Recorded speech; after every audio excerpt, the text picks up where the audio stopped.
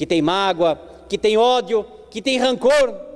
É um pensamento denso, pesado, mas encontra sintonia em espíritos que comungam o mesmo pensamento, espíritos infelizes.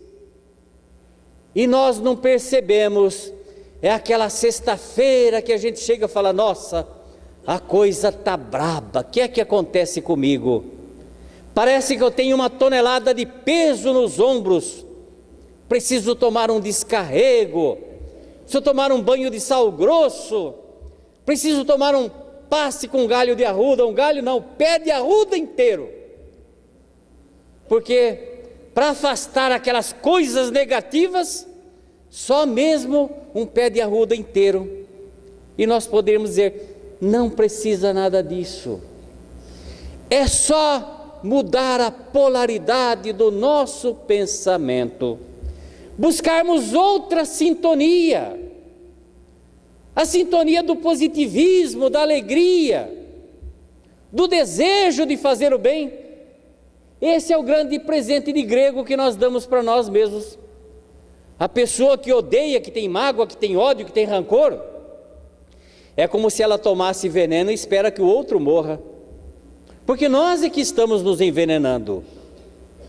Os sentimentos, as mágoas, as energias negativas que nós geramos com o pensamento de rancor, de mágoa, de ódio, de inveja, de maledicência, é uma coisa mórbida que nos faz mal. Esse nosso pensamento, ele cria um campo energético em torno de nós, que é a nossa aura. Nós criamos uma aura, de acordo com todos nós temos uma aura, cada um de nós tem uma aura característica de acordo com a nossa personalidade e com o teor vibratório do nosso pensamento. Pessoas comuns, normalmente essa aura, ela se irradia, porque afinal de contas a matéria é energia condensada, e toda matéria tem energia. Então, mesmo a matéria inerte, ela tem uma aura. Agora, o corpo físico, influenciado pela atuação do espírito, então ele tem uma aura mais radiante ainda, que se expande mais, de acordo com o que ele está pensando, com o sentimento. Então, uma pessoa comum, uma pessoa normal, em estado de equilíbrio, a aura, essa energia que se irradia além do corpo físico, além do corpo somático, é mais ou menos uns 4 centímetros, 4 a 5 centímetros além do corpo físico. Uma pessoa que olha assim, uma pessoa em repouso, verifica aquela luminosidade assim tênue em torno de uma pessoa em estado de equilíbrio. Na medida que a pessoa se espiritualiza, que direciona melhor o seu pensamento, essa aura se irradia mais, porque o espírito produz energia luminosa, positiva. Então na medida que irradia esse pensamento, a aura se expande ainda mais e toma coloridos diferentes. Os antigos, quando eles queriam retratar os santos, eles colocavam em torno da cabeça aquela luminosidade, normalmente amarela, ou então aquela auréola, que significa a região onde a mente, o espírito atua, que é a mente, que normalmente é a cabeça. Essa aura, ela se expande mais, ela se irradia e toma coloridos diferentes, do amarelo para o azul claro, para o lilás. Espíritos já mais evoluídos atingem luminosidade lilás. Uma curiosidade apenas a respeito do Chico, isso nos idos de 68, 69, a NASA mandou uma equipe em Uberaba para conhecer o Chico. Naquela época a Guerra Fria estava muito intensa entre Estados Unidos e Rússia, e eles estavam buscando paranormais para desenvolver a telepatia para ser usada em espionagem. Os russos tinham avançado muito no campo da paranormalidade, tanto que tem um livro interessante que diz Experiências Psíquicas Atrás da Cortina de Ferro. Eles fizeram experiências extraordinárias, voltadas para a espionagem. E os americanos ouviram falar de Chico Xavier. Resolveram mandar uma equipe em Uberaba analisar o Chico. Eles vieram com um aparelho que media a radiação energética, que chega perto das pessoas e ele se manifesta de acordo com a espiritualidade. Dizem que quando o pessoal chegava perto do Chico, a 4 metros de distância, o aparelho ficava enlouquecido. A aura do Chico, ela se expandia, dado o grau de espiritualidade do Chico. Imaginemos a aura de Jesus, aquele pensamento de amor que envolve o nosso globo inteiro. Por isso as pessoas, quando se aproximavam de Jesus, sentiam aquele amor, porque Jesus olhava as pessoas e via o íntimo de cada um. Ele não via simplesmente a aparência. Assim era o Chico. Quando a gente conhecia o Chico pela primeira vez, normalmente as pessoas que não são espíritas, porque quem é espírita já ama o Chico antes de conhecê-lo, mas quem não era espírita, que via o Chico pela primeira vez, tomava um susto e falava: nossa, mas que homem feio.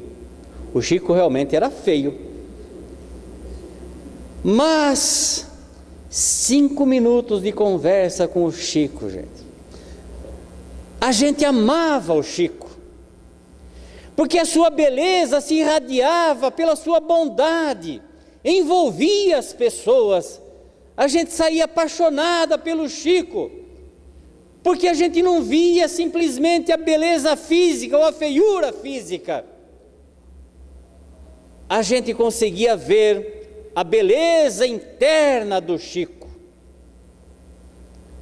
Isso apenas a título de curiosidade. A homeopatia, Hahnemann, quando começou a estudar a homeopatia, isso é ciência.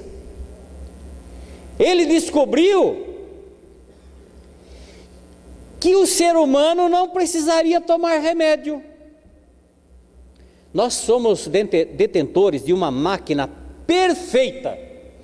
Deus nos dotou de um equipamento físico perfeito. A mente sã equilibra as energias vitais do organismo. Nós temos energia vital que mantém a chama da vida viva, acesa. Hahnemann descobriu que a pessoa, quando ela passa por algum distúrbio, algum desequilíbrio, gera doença. E a homeopatia séria, não esses que vendem em farmácia, a pessoa já tem uma bula, aquilo é automedicação, uma coisa séria, grave.